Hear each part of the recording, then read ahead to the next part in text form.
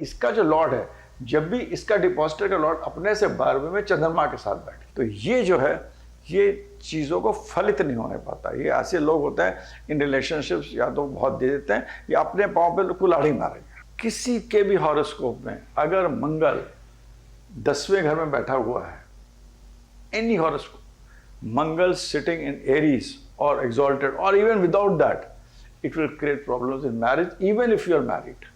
This is my sutra, never goes wrong, please apply it. I've seen some very disgusting video of saying that the life of Salman Khan ji is very less and etc by some, मेरे को याद नहीं कौन है, but in my own view he's got a good life between 72 to 84. I mean, 84 is, I've not seen beyond that, but it is above 72 until between 12 years. So there is somebody who said that 5-6 साल की जिंदगी है, ये बकवास, nonsense. Radhe Radhe, Hare Krishna. And बहुत लोगों ने मेरे से लिखा to talk about the charts of Salman Khan and Shah Rukh Khan separately. तो but I thought that let me make दोनों चार्ट्स को बनाते हैं, और उनके हम लोग जानते हैं, बड़े आदमी हैं, इनकी लाइफ जानते हैं, तो बताना क्यों, but certain principles of astrology will be explained by these two charts and why some glaring differences, जो बहुत ही glaring चीज़ें हैं कि एकदम से एक rags to riches था और दोनों में कुछ comparable है, वो क्यों है, तो वो बताने की मैं कोशिश करूँगा। So this is the chart of Salman Khan, 27/12/1965. The first chart is of Salman Khan, and the second chart is of Shah Rukh Khan, which is 2/11/1965. दोनों 1965 born and not very far. That's very important to be noted. But let us understand what makes the difference. What is the difference and what is the similarity in both the charts? जो हम करना चाहते हैं वो हमें लग्न बताता है, सेल्फ। एक का Salman Khan chart, Aries is the lagna, which is ruled by Mars. You are a soldier, आगे बढ़ना है, काम करना है तो करना है। You are like like the person जिसको कि एक्शन में रहना है। One has to be in action. And other horoscope is of Shah Rukh Khan. Shah Rukh Khan is Leo. Leo wants to be the king. I am the king. I am the man. I am the king. And to become a king, you have to be a good commander in chief. तो in both the places, तो दोनों की जो एक प्रवृत्ति है सोचने की, करने की, वो एक है। One is of Aries Lagna, second is of Leo. Now, emotionally हम जब देखते हैं आदमी को तो हम मून से देखते हैं। मून में आप देखिएगा, in the case of Salman Khan, moon is in Aquarius, and the case of Shah Rukh Khan, moon is in Capricorn. तो जो और वो भी सैटर्न के साथ है इनका moon. Well, let's take only moon in Aquarius. Aquarius जो लग्न होता है उसके अंदर राहु का एक एंगल होता है, तो वो आदमी को बहुत बड़ा सोचने की क्षमता देता है और बड़ा करने की क्षमता देता है और एस्पिरेशंस को फुलफिल करने की क्षमता देता है। मगर 11 जो है वो एरी साइन है। तो एरी साइन में क्या होता है, you have to understand that हमारे तत्व हैं, क्योंकि मैं एस्ट्रोलॉजी जब करता हूँ सब चीज़ नहीं बता सकते। हमें male female sign, fiery, earthly, air, watery sign, ये चीज़ें मूवेबल, फिक्स्ड, कॉमन साइंस, और तिथि में तिथि कौन से दिन आदमी पैदा हुआ है, वो सब चीज़ें हमारे को देखना जरूर, कला, वारह, दग्ध राशि, ये सब चीज़ें हमें देखना जरूरी चाहिए, क्योंकि मैं देखता हूँ but I don't discuss it. I mean this is the first basic principle कि हमें एस्ट्रोलॉजी में जिस दिन पैदा हुए हैं और जो तिथि है और जो करण है और जो वार है वो जरूर देखना चाहिए। तो वो मैंने देखा था इनके हॉरोस्कोप में, that I am not discussing that, but then we come to other things. तो मून के अंदर जो एक्वेरियस होता है तो एक आदमी के अंदर एरी साइन देता है। तो Salman Khan as I am concern would be a person जो सोचने की क्षमता बहुत देता है, मतलब बहुत चीज़ें करना है, बहुत चीज़ें सोचना है, और ये भी करना है, वो भी करना है, और सब में आगे बढ़ना है। Saturn supports his moon, so he is a person of mass communication. Saturn and Moon together is nothing but media and mass communication. आज की तारीख में, which he is there. तो Saturn and Moon इनको ये था। In the case of Shah Rukh Khan, Moon is in Makar, 10th। जब आप राशि देखें तो 10th is is a practical sign, it's a fix sign. इसमें आदमी को बड़ा क्लियर है कि उसका फोकस एक है, दिस इज द फोकस, मेरे को ये करना है, यहाँ तक करना है, यहाँ तक करने के बाद I have to achieve it, after achieve I set my next focus. So whenever moon is in a fix sign, दोनों के हॉरोस्कोप में ये डिफरेंस है। He is horoscope of Shahrukh Khan, चंद्रमा जो है थिंकिंग, जो दिमाग है, माइंड है, it is fixed, he has got very clear objectives, मेरे को ये करना, छठे घर में है तो even he keeps on resolving the conflicts, पहले कॉन्फ्लिक्ट्स भी सोच लेते हैं वो कि क्या कॉन्फ्लिक्ट्स आने वाले हैं, क्या what are the things that come in between, how to resolve that, also he is thinking. So that is what is Shahrukh Khan. In case of Salman Khan, moon is सोचो, बड़ा सोचो, मगर जल्दी जल्दी, you have that lot of things, ये भी करना है, वो भी करना है, ऐसे करना है, यहाँ ठीक नहीं हुआ, ठीक नहीं लग रहा, ये ठीक नहीं लग रहा, चलो just immediate action, changes, changing path, changing stances, हमको result, it's a different way of thinking, it's an Aries sign, हवा है।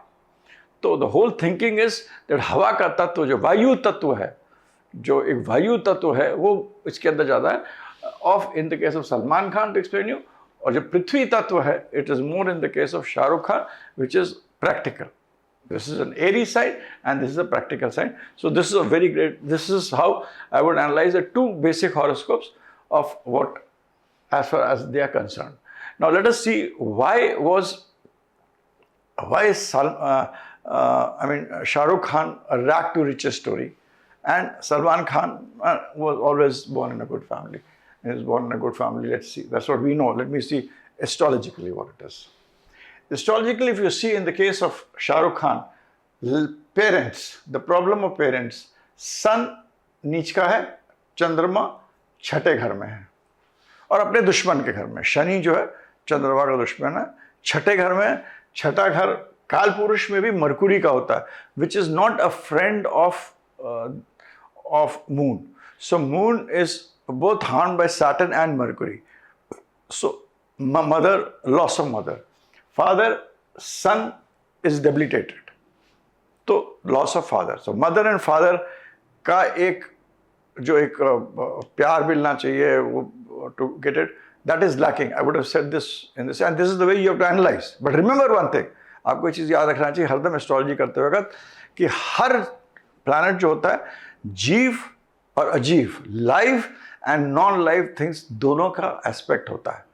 So this, whenever planets are like this, they are not good. Sun and moon, especially which represents the father and mother, they are only bad for live things. तो इनके case में सन जब नीच का है तो ये फादर के लिए खराब कर दिया, मून प्रताड़ित है तो मदर के लिए प्रॉब्लम कर दिया।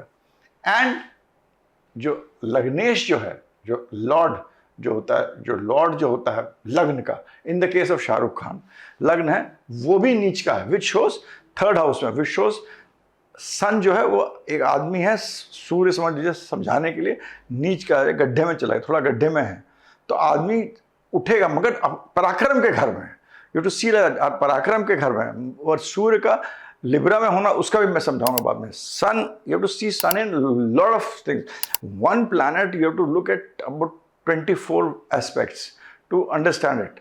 अब सन जो है वो इनका मतलब नीचे है, डेबिलिटेटेड है, ऊपर उठ रहा है, मतलब इट इज टू गेट, तो आदमी, और तीसरे घर में आदमी का कहीं और होता तो नहीं होता, मगर तीसरे घर में चला गया, लगने जो आदमी को पराक्रम दे दिया है, पराक्रम से अपने आप को glory, to reach the top he has the courage, that is important, that is what is important. और चंद्रमा छठे घर में दे दिया है, जो कि अभी हम मदर के लिए खराब बता रहे थे, but it gives a person कि कॉन्फ्लिक्ट्स को कैसे रिजॉल्व करेंगे, कॉन्फ्लिक्ट्स जो आएंगे उनको कैसे रिजॉल्व करेंगे, इसी क्षमता देता। तो this shows why Shahrukh Khan, because of lagna and because of the placement of Chandrama, was a story from, जो कि आप नीचे से ऊपर उठे। It is not I should not say rag to riches, ये तो नहीं लग रहा मेरे को, but it has from a level he has worked hard to become the son of glory। मतलब सूर्य जो है वो शाइन करता है, एक रात से एक अंधेरा, एक चमकना। Why? He has struggled for it, and that is very clear by this and plus this. So this is very important. In the case of Salman Khan, आप लग्नेश जो देखिएगा मंगल है, exalted है, मतलब वो तो 10वें घर में exalted है, तो पुरले जन्म में बहुत अच्छे कर्म होकर ऐसे जहाँ पैदा हुए हैं जहाँ की मतलब Saturn exalted means, और इसका जो लॉर्ड है वो 11वें घर में है, तो अपने से दूसरे में है, तो जिस जगह में पैदा हुए हैं वहाँ पर 10वां घर धर्म कर्म पैसे का होता है, उससे दूसरा इसका जो लॉर्ड है, इस घर का लॉर्ड है वो सैटर्न, उससे दूसरा चला गया, तो वहाँ पर स्थिर लक्ष्मी है। शनि जब होता है चंद्रमा स्थिर लक्ष्मी है, तो वहाँ लक्ष्मी थी, तो इस टाइप से इट हैज़ गिवन हिम जहाँ पैदा हुए वहाँ पर मतलब चीज़ें दी हैं, क्योंकि लग्नेश इटसेल्फ एक्सॉल्टेड है मंगल, तो इट्स अब एक्सॉल्टेशन होना भी will explain you other aspects of things. Now if I also analyze the horoscope of Salman Khan, his Shukra Mangal are together. Venus is the lord of 7th house and Mars is the lord of Lagnesh. So this shows whenever Lagnesh and Saptamesh are together, it shows a huge rise, huge मतलब लोग आपके लिए पागल हो जाएंगे, मतलब Rajesh खन्ना's horoscope also if I see, if you see, there is an exchange of Lagnesh and Saptamesh. So he was one actor who had about 25 silver jubilee hits, one after the other for a small period when his dasha came. एक के बाद एक राहु की दशा आई, एक के बाद एक, he gave 25 silver jubilees, which I think must be अभी आज की तारीख में भी वो एक रिकॉर्ड होगा। तो जब भी लग्नेश और सप्तमेश साथ होकर 10वें घर में बैठ जाए अपने धर्म कर्म के समय, और वो भी शुक्र और मंगल, ये दोनों प्लैनेट्स होते हैं पूरे, it's a very easy horoscope to see, they are the planets of which Shukra is what? Venus is आज का जो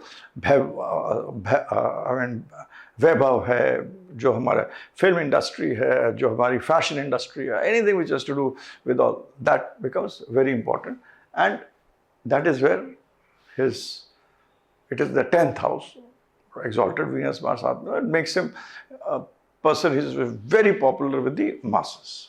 So this is the combination which makes him what the actor, what he is. In the case of Shah Rukh Khan, you see the difference is it is this sun, जिसको कि हम debilitated कह रहे थे, जिसको कि हम कह रहे थे कि ये फादर के लिए प्रॉब्लम करा, it is this sun, इस सूर्य के मारे he has become what he has become. Whenever सूर्य नीच का होता है, आप ये मत समझिए कि वो आदमी मतलब बढ़ेगा नहीं, जब भी सूर्य नीच का हो और उसका डिस्पोजिटर शुक्र जो है वो 5वें घर में आ गया। 5वें घर क्या होता है? शुक्र, उसका लॉर्ड शुक्र है ना, सूर्य का लॉर्ड शुक्र।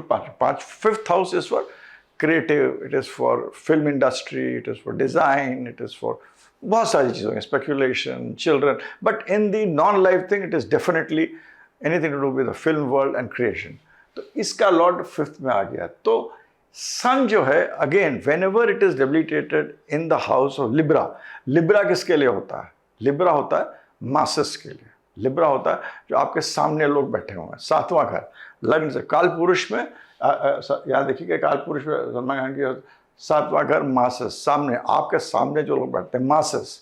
सो this particular thing, this same सूर्य has made him to reach dizzy heights, but because it was debilitated, because it was in the 3rd house, father का प्रॉब्लम दिया, इसी प्लैनेट ने 2 प्रॉब्लम्स भी दिए, और इसी प्लैनेट के कारण क्योंकि ये 3rd और 5th का रिलेशनशिप बन रहा, it has given him the kind of glory which he has got. And sun जो होता है, जो सामने आपके लाखों लोग बैठते हैं, सूर्य तो राजा होता है, राजा के सामने, और शुक्र के घर में बैठा हुआ लाखों लोग बैठे हैं, और वो भी फिर शुक्र 9वें घर में चला गया, गुरु के घर में चला गया। That is most important and which is aspected by Guru. मतलब आप ये देखिए, सन जो है इसका lord dispositor is very important. When I told you the first book I read, you should read the book of Mr. J.S. Bhasin, जिसमें dispositor is very important, जो कि सन का डिस्पोजिटर आपका वीनस हो गया, जो कि 5वें घर में बैठ गया, जो कि सैगिटेरियस राशि में हो गया, जिसका मालिक गुरु है, उसका मालिक गुरु यहाँ पर बैठ गया और यहाँ पर। So this house 11th house is the house of fulfilment of aspirations, it is the house of he will contacts, computers and communication से बहुत पैसा कमाएंगे। वीनस 5वें घर में बैठ गया तो it is like anything to do with the creative and the film industry. And sun here is again in Libra which shows it is in masses. It is these 3 planets, 3, 7 and 9, which have made him into a very big star, and sun is like बहुत देर तक shine करता है, तो he will shine for a long time. And then his Jupiter is in 11th house, which looks at Venus. Of course, there is an aspect of he'll be very fond of his children. And Venus in 9th house here will also, now we come to the next thing is of relationship and wife. In the case of Salman Khan, शुक्र मंगल यहाँ पर जो है, इसका जो Lord है शनि अपने से 12वें में बैठ गया है। जब भी ऐसा सिचुएशन आएगा शनि, और वो भी चंद्र के साथ बैठ गया है, तो शनि और चंद्र जब भी साथ में होते हैं, इट इज़ ये अपने आप में कॉम्बिनेशन, लोग इसको विश योग सब बोलते हैं, मैं नहीं मानता। ये today in today's world for mass communication, dealing with people, it is the best thing. Saturn and Moon makes you a billionaire, it makes you a multi-billionaire, it gives you a lot of money. वो भी है, मगर ये जो relationship है जो कि आपको, जो कि जिसने इसको प्रोफेशन भी दिया, but when it comes to marriage, this will give you a lot of relationships for sure. But जो हम लोग जानते हैं, मगर इसका जो लॉर्ड है, जब भी इसका डिपॉजिटर का लॉर्ड अपने से 12वें में चंद्रमा के साथ बैठ गया, तो ये जो है, ये चीज़ों को फलित नहीं होने पाता। ये ऐसे लोग होते हैं इन रिलेशनशिप्स, या तो बहुत दे देते हैं या अपने पाँव पे कुल्हाड़ी मारेंगे। मतलब you know, this is what they say that whenever the lord of a particular lord goes to its 11th house, तो उस कॉम्बिनेशन का जो होगा वो आदमी स्वयं अपने पाँव पे कुल्हाड़ी मारेगा in terms of relationship. Whether it's not exactly, don't मेरे को with disclaimer, I am not trying to say that this, but this is a कहावत, तो इसे he has given a lot in his relationships, but it does not let him give marriage. And another thing which I'll tell you in this horoscope of Salman Khan जी जो मैं discuss कर रहा हूँ, किसी के भी हॉरोस्कोप में अगर मंगल 10वें घर में बैठा हुआ है, any horoscope, Mangal sitting in Aries or exalted or even without that, it will create problems in marriage even if you are married. This is my sutra, never goes wrong, please apply it and let me know about it. मंगल कभी भी 7वें घर में 10वें घर में बैठा हुआ, चाहे वो एग्जॉल्टेड हो, अपने घर में तो मैरिड लाइफ में ज़्यादा प्रॉब्लम करेगा, नहीं भी है तो भी मैरिड लाइफ में it will give you a kind of an issue कि आप खुशी नहीं। 10वें घर का, हाँ, कभी मांगलिक भी नहीं है Mangal. This is what is the importance of Mangal. So here it is now in the case of Shahrukh Khan, if you look at marriage, तो इनका जो lord of 7th is sitting in 7th house, it is Saturn. So, one is 11th is always gained. So he will gain from his wife. शादी के बाद he will gain. His Saturn is there in the 7th house. तो इनके life में, marriage में structure, order and discipline ये बहुत होगा. It's very good. It's a kind of a good thing to have. Structure, order and discipline will be there in his married life, which is here. Now, what makes him also very big, and which I forgot to tell you, was Rahu. Rahu in 10th house, and in the case of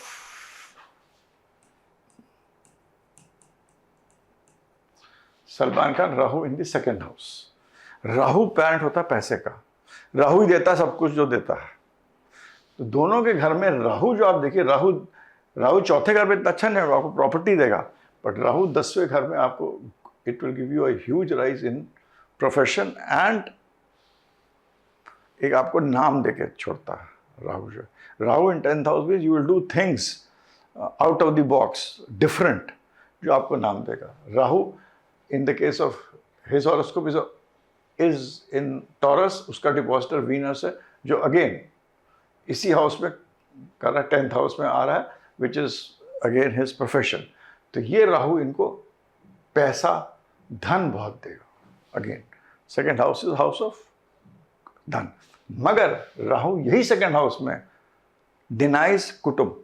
एक बहुत बड़ा it is Rahu में in Taurus makes you to do a lot for the kutumb 2nd house में, but आपका खुद का कुटुंब deny करेगा. मतलब खुद की जो फैमिली होती है, बच्चे हों, बीवी हो, which you can see, I mean you know, where आप देख सकते हैं कि बच्चा है, श्रेय है, एक घर है, एक परिवार है, जिसको कि आप आगे लीगेसी बढ़ाते हैं, उसको यही राहु सेकेंड हाउस में डिनाई करता है.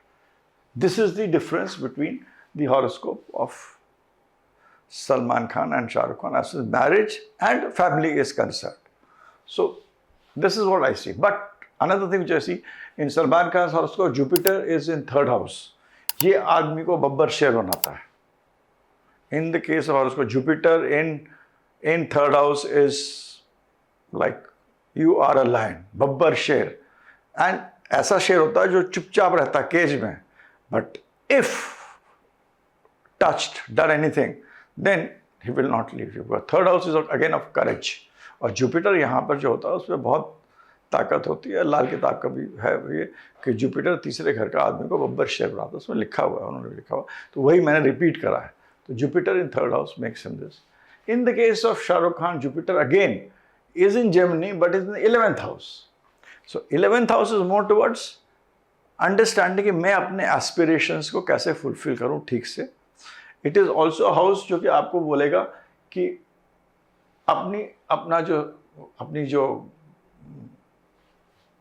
अपना जो वर्चस्व है, I mean sun is like prestige which is there, उसको हम कैसे कायम रखें. Very attached to his children and wife. These are three things that Jupiter will give to him in the house of Gemini here. In the case of here, though it looks at the 7th house, but again, it's not a house where, it is from Gemini, it is looking at Libra. But again, दोनों एरी science है. मतलब यहाँ तक होगा कि मतलब शादी करें बट एरी साइंस डोंट ठहराव नहीं करते हैं, उसको आगे बढ़ा देते हैं. सो that is the problem which is that. But again in his horoscope also Jupiter looks in Surya, so he is very careful कि इनका फॉर्च्यून जो है, लक जो है, और जो मतलब हमें चीज़ें फैमिली के लिए क्या करना चाहिए. 9th हाउस इज अबाउट संस्कार, what is right and what is wrong. That would be a great thing in his, and especially his love to his father, because whenever sun is in Sagittarius is a very high octane. Sagittarius जो होता है राशि बहुत important होती है, क्योंकि हम जो होते हैं, अपना जो बच्चा होता है बोलना शुरू करता है तीसरे घर से. उसको लड़ाई झगड़ा समझ में आता है in the 6th, in the Virgo राशि. जेमिनी राशि से बोलना बड़बड़ करना. जेमिनी राशि से उसको समझ में आता है कि हम कॉन्फ्लिक्ट को कैसे रिजॉल्व कर रहे हैं. It is only when it comes here, that is the rashi of Jupiter, his knowledge is at the highest level. यहाँ इसका सूर्य बैठा हुआ है जो कि पिता है, तो his number one is his father would be a very knowledgeable person, a very spiritual, जो कि अंडरस्टैंड करते हैं वर्ल्ड को, बहुत नॉलेज परिपक्व, जैसे परिपूर्ण, जैसे कहते हैं काइंड ऑफ, जैसे कहता है पकी हुई जो होती है जानकारी या सोचना जो होता है, बहुत ही मतलब matured and very this thing would be there, जिस आदमी को अंदर से पता हो, knowledge, actual the real knowledge. So that is what it signifies for his father. It also signifies a lot of love and respect between the father and the native के बीच में. In generally more or less that is there in his horoscope. It also aspects the Saturn moon, which again is a combination कि भाई आपको जो आगे बढ़ना है, सक्सेस करना है, उसमें आप आगे बढ़िए, आगे बढ़ेंगे, सोच के बढ़ेंगे. 11th house is of aspirations getting fulfilled. तो इनके भी केस में, both the cases, they have both risen and aspirations have got fulfilled. So this is how I would see. But there is one thing which I would like to talk about, both the horoscope of Salman Khan and Shah Rukh Khan, which I see. In Salman Khan's horoscope, Mercury is with Ketu. Whenever Mercury is with Ketu, ये आदमी को बहुत ही spiritual बनाता है. Spiritual does not mean कि कि मतलब आप बहुत सारे पूजा कर रहे हैं, आप मंत्र कर रहे हैं, कि आप क्या कर रहे हैं. It is not about that. It is about understanding the world. मैं क्या हूँ? What am I? And how deep you can go inside. And ultimately, if you look at every religion of Hindu mythology, में बहुत बड़ा है. Ultimately ये है, if you are not affected with जो चीज़ें बाहर हो रही हैं, उसको आप enjoy कर रहे हैं, अंदर से आप बिल्कुल affected नहीं हैं, you have understood world, you understood life, and आप आगे बढ़ते हैं, उसमें बढ़ते जाते हैं. तो इनके केस में I see he is a man who would be interested to going into the depth of things, because that is Scorpio, understanding things जो कि अलग से हैं, जो which are very deep, which are philosophy, religion, what is the meaning of religion, not religion, not following it, what is the meaning of, you know, a very great spiritual orientation in the horoscope of Salman Khan. But Mercury and Ketu in the 8th house also shows that at lot of times, lot of people, इन्होंने अगर पैसा काट के बहुत invest करा होगा जहाँ जहाँ पर बहुत लोगों ने इनसे पैसा, इनका मतलब he would have lost money due to people also. People would have taken off his money. He would have lost money also. But on the other hand, he would also अपना जो पैसा है उसको काट के बहुत जगह इन्वेस्ट करा होगा. And he is a person who thinks step by step.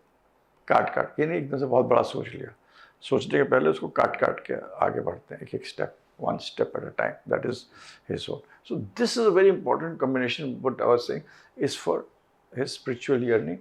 And whenever Mercury and Ketu are together, Ketu is nothing but it represents Lord Ganesha. So it's naturally that we see that he is a very big bhakt of Ganesha I've seen, and Ketu signifies Ganesh.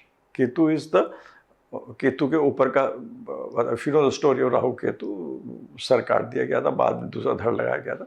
In the case of Ganesh also the same thing. Dhad was put on the top and he was very attached to his mother, and the whole story which is there of Shiv, Parvati, उनका युद्ध, फिर गणेश जी के ऊपर sir लगाया गया. तो ये जो 8th हाउस में मरकुरी और केतु का कॉम्बिनेशन बन रहा है, मरकुरी इज नथिंग बट माँ, देवी. Mercury is औरत, is that energy of that woman, and Ketu is nothing but जो जिस माँ ने ऊपर का जो सर होता है. तो Mercury Ketu itself is a very big indicator of Ganesh, so which shows that he is also a big bhakt of Ganesh. And Mercury is also Ketu here being in the sign of Scorpio, and in the 8th house. दोनों बहुत important है. 8वें घर में और Scorpio, तो 8वां घर itself is of धरती के नीचे क्या चीज है, ठीक है, उनके नीचे तहता जाना. और दूसरा मतलब जो मैंने आपको समझाया गणेश के बारे में, and it is also a stone where here, because 8th house आपके बहुत सारे संचित कर्म जो आप पिछले जन्म से क्या लेके आ रहे हैं उसको दिखाता है. तो द ब्लू फिरोजा which wears is very good actually. जो मैं देखा वो ब्रेसलेट जो फिरोजा का फिरोजा स्टोन है, the colour which is there and this thing, the actual which is there, it is live. Scorpio में जो है लाइव है, ये लाइव है. So that is also may be it could be he would be wearing it without any telling, but it is lucky for him. It is because बहुत पिछले जन्मों के कर्मों को संचित करके आगे बढ़ाता. तो बोथ गणेश एंड फिरोजा from his horoscope which I see, I mean through it, are very good. और इसका जो लॉर्ड है वो मार्स है, वो वीनस के साथ बैठा है, सैटर्न. तो all that combines, there are a lot of things which combines, which is there. In his case, Mercury, Mars and Ketu are in the 4th house. This combination is 4th house. So he is a man of business. 4th house is of property, is of house, it's of business, it is of masses. So his house is how to use money and how to use yourself, अपना जो demoil, how to cut it, how to cut money, how to cut इसका जो Mars है इनके case में 9th house है, Fortune को कैसे देखना. I mean combining the what you have totally, उसको कैसे कट करके हम उसको किस तरह अपने धन की वृद्धि करें.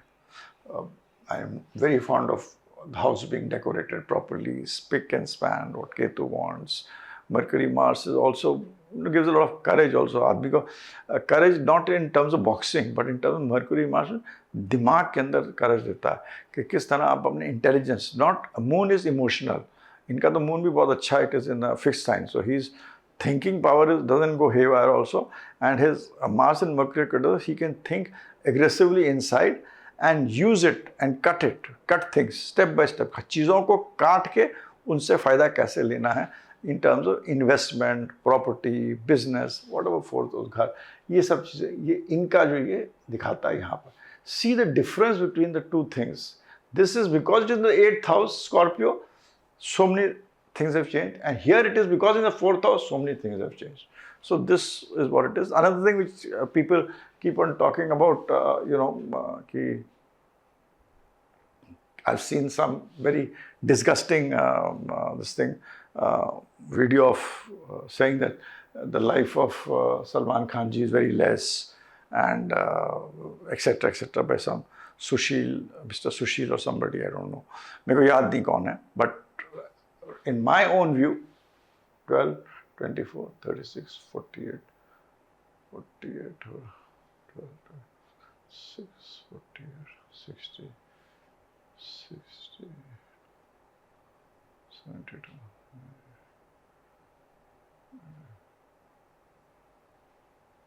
And he's got a good life between 72 to 84. I mean, 84 is, I've not seen beyond that, but it is above 72 until between 12 years. So there is somebody who said that 5-6 साल की ज़िंदगी है ये बकवास, nonsense. So that I'm sure about it. And same was said was Mr. For Shah Rukh Khan ji, 1, 2, 3, 4, 5, 6, 7, 8, 9, 10, 11, 12, 2, 3, 4, 5, 6. He's also got a very long life. In his case, yes, he could have issues with nerves. In the case of Salman Khan's also issue with the nervous system because of Mercury Ketu. But anyway, that's not to discuss. So I bought this longevity thing. Nobody can predict longevity in this world. Nobody can predict longevity. But yes, somebody said, "No, 6 साल, 5-6 साल." That I can have a one-to-one argument with that gentleman who's there. And if he understands astrology, he says, "I know Mr. K.N. Rao very well. I have sat with K.N. Rao as a child. As a child, I've been to his house and I've sat with him and listened to him. So, and I've grown up with somebody, with a group of astrologers who are like names of the world, like Mr. Santanam, and I've learned from them. So what is he talking? I mean, in terms of, तो वो बिल्कुल गलत है, बिल्कुल जो एक है सुशील कि भाई ये लाइफ किसी को बता दिया, कम लाइफ बता दिया एकदम से, it gets a lot of views. तो ये मतलब आदमी को नहीं करना चाहिए. आप अपने लिए गलत कर्म कर रहे हैं और आपकी खुद की मतलब एक तो साइंस को ख़राब नाम दे रहे हैं और अपनी भी शेयर कर रहे हैं, अपने पुण्यों को शेयर कर रहे हैं.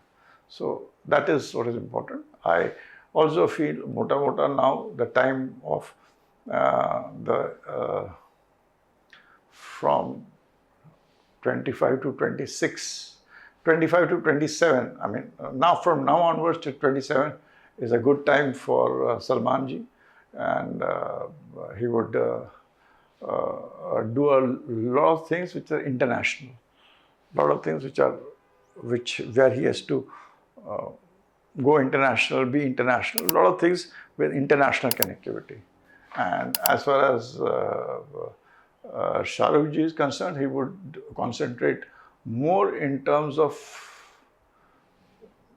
doing something very big in the next 2.5 years, doing something very big, very solid, to make a project which is of a huge, great value, and जो कोई सोच नहीं सकता, कुछ ऐसी चीज़ he will be planning to do, and I'm sure he'll be successful in that. That is what mota I see. I mean, I'm not predicting future. I just wanted to compare the horoscopes of these two and tell our people how to see horoscopes and how the same things can lead to different results, as we have seen in both the cases. And and second thing also, when we are talking about actors, 12th house is the most important house for actors. Without 12th house and its relationship, you have to always see to become a good actor, because 12th house is all about giving your emotions. Here you're internalizing emotions, thinking के बारे में, सोचने के बारे में, देने के बारे में. तो जब आपको कुछ चीज़ दिखाना है बाहर, तो पहले अंदर सोचना पड़ता है. तो जिसका 12th हाउस का जितना अच्छा हो, जितना कनेक्टिविटी अच्छा हो, वो अपने इमोशंस को अंदर लेकर उसको संचित करके उसको बाहर उतनी वैसे ही पोर्ट्रे कर सकता, अच्छी तरह पोर्ट्रे कर सकता, जिसको लोगों को अच्छा लगे. सो ट्वेल्थ हाउस को लोग बहुत खराब मानते हैं, यहाँ पर भी देखिए दोनों का twelfth house is very, very, very, very connected with their profession and with their life. So without 12th house, becoming a very good actor is also not possible. So that was one thing. What I see, and both the horoscopes is a very good next 2.5 years. In one case, it is more of international. In the other case, it is more of doing some property, making some big property. 8th house is all about big property, big business, big industry, starting something new. तो ये दोनों का मेरे को अगले 2.5 साल का मोटा मोटा, I mean, just snapshot I'm saying. With this I end my video. Please subscribe, like, view, tell others, and thank you very much. Radhe Radhe, Hare Krishna.